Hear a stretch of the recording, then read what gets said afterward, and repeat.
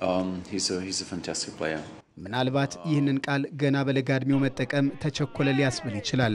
ግን እሱ ገና በ17 ዓመት ከ291 ቀኑ ሜዳ ላይ የሚያሳያቸው ትርኢቶች የውሳኔዎቹ ፍጹምነት አዝናኝነቱ ሁሉ አበቄለሽ ወይንም እንከን አልባ የሚያስብለው ነው። ግቦችን ሲያስቆጥር ቡድኑን ተሸክሞ ሲጓዝ ሜዳ ላይ የሚፈጽማቸው ጀብዶቹ ሁሉ አበቄለሽ የሚለውን ቃል መሸከም የሚያስችለው ይመስላል። ላሚን ያማል ናስራዊ ኢባና ትናንት ለባርሴሎና 100ኛ ጨዋታውን አድርጓል። ለብላውግራኖ 22 ግቦችን አስቆጥሯል። 19 ጨዋታዎችን ባደረገበት በስፔን ብሔራዊ ቡድን መለያ ደግሞ 4 ግቦች አሉት። ያማል ወደ ግብ የተቀየሩ ኳሶችን አመቻችቶ ያቀበለው ደግሞ 27 ጊዜ ነው። በ21ኛው ክፍለ ዘመን እግር ኳስን አብዝተው የሚወዱ ሁሉ እንደ ስጦታ የሚቆጥሯቸው ሊዮኔል አንድሬስ ሜሲና ሮናልዶ ይህንን አላደረጉም። ያማል በስፔን ቁልፍ ተጫዋች የሆነው ገና በ16 ዓመቱ ነው። ሜሲና ሮናልዶ ግን በሀገራቸው መለያ ለመጫወት እንኳን 18 ዓመት እስኪሞላቸው መጠበቅ ነበረባቸው። ሊዮኔል ሜሲ በክለብ ታሪኩም በ17 ዓመቱ በ9 ጨዋታዎች 1 ጎል ብቻ ነው ያገባው። ክርስቲያኖ ሮናልዶ 18 ዓመት ከመሙላቱ በፊት ያስቆጠራቸው የጎሎች ብዛት 5 ብቻ ነው። ፔሌ በ17 ዓመቱ የዓለም ዋንጫን ቢያነሳም ተጽዕኖ ግን እንደ ያማል አልነበረም። ማራዶናም 17 ዓመት በሆነው ጊዜ እንዲህ ዓለምን አልተቆጣጠረም። ላሚን ያማል ግን 17ኛ ዓመቱን ያከበረው ለሀገሩ ለስፔን ብሔራዊ ቡድን የአውሮፓ ዋንጫን ክብር በማጎናጸፍ ነው። የቀድሞው የሊቨርፑል ተከላካይ ስቴፈን ዋርኖክ ያማልን ቀጣዩ የባሎን ዶር አሸናፊ ይለዋል። ተጫዋቹን የተለየ የሚለው ዋርኖክ ክስተት ሲልም ያክላል።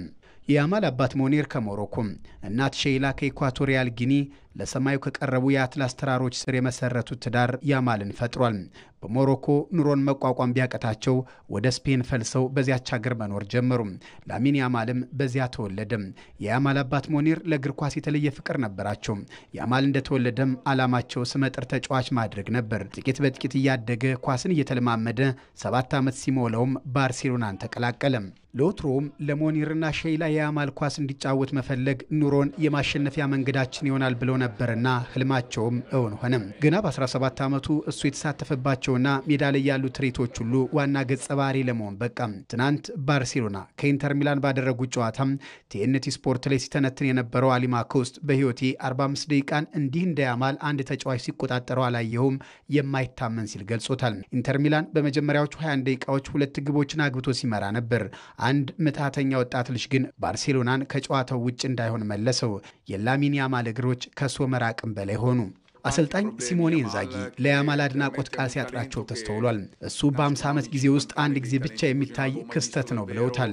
ለእኛ ትልቅ ችግር ነበር፣ በሁለት ተጫዋቾች ለመቆጣጠር ብንሞክርም በቂ አልነበረም ሲል ተናግረዋል። አሰልጣኝ ሃንሲ ፍሊክ ያማል በትልቅ ጨዋታ የበለጠ ይጎላል በማለት ልዩና ድንቅ ሲሉ መስክረውለታል። በ50 ዓመት አንድ የሚፈጠር ክህሎት ለተባለውም እሱ የባርሴሎና በመሆኑ ተደስቻለሁ ሲሉም ተደምጧል። ያማልን ባስቶኒም ዲማርኮም አቸርቢም ሊቆጣጠሩት አልቻሉም። በእርግጥ ጨዋታው ሊጀምር ሲል የፍሊክ ዘዴ ይሁን እውነታው ባይታወቅም ሲያሟሙቁ ያለ ጉዳት አጋጥሞታል፣ ላይጫወት ይችላል የሚል ዜና ተሰምቶ ነበር። ጨዋታው ሲጀምር ግን ያማል የባርሴሎና መሲህ ወይም አዳኛቸው ሆኖ አመሸም። በእግር ኳስ ሜዳ ላይ ተአምር የሚመስል ነገርን አድራጊ፣ ለሚመለከቱት ሁሉ ደስታን ፈጣሪ፣ በእግሮቹ የማይቻል የሚመስለውን ሁሉ ፈጻሚ ሆኖ ብቅ ብሏል። ላሚን ያማል በሜዳ ላይ መንክራቶቹ ከእግር ኳስ ሕያው ኮከቦች ጋር መነጻጸሩ ቀጥሏል። ራሴን ከሜሲ ጋር ማነጻጸር አልፈልግም የሚለው ያማል ሜሲን በታሪክ ምርጡ ተጫዋች ነው ሲል ይገልጿል። ግን ሜዳ ላይ በማደርጋቸው ነገሮች መደሰትን እንጂ ከሜሲ ወይም ከሜሲ ዝቅ ካሉ ተጫዋቾች ጋር ራሴን ማነጻጸር አልፈልግም ሲል ተናግሯል። ብዙዎችን የሚያስማማ ፍሬ ነገር ግን አለ። ላሚን ያማል በ17 ዓመት ዕድሜው ከዚህ በፊት ያልተደረገውን ሁሉ እያደረገ ነው። ገና በሕፃንነቱ ሜሲ ደግሞ 20 ዓመቱ በሆነ ጊዜ በሜሲ ሲጠመቅ ታየ። አጥማቂው ሜሲ በምድር ላይ አንዳች ያላሳካው ነገር የለም። ተጠማቂው ላሚን ያማል የአጥማቂውን ዱካ የሚረከብ ይመስላል። ታላላቆቹ በሚጎመሩበት የአውሮፓ ሻምፒዮንስ ሊግ መድረክ መንገሱንም ቀጥሏል። ላሚን ያማል አበቄለሹ ኮከብ በባርሴሎና መድመቁን ቀጥሏል።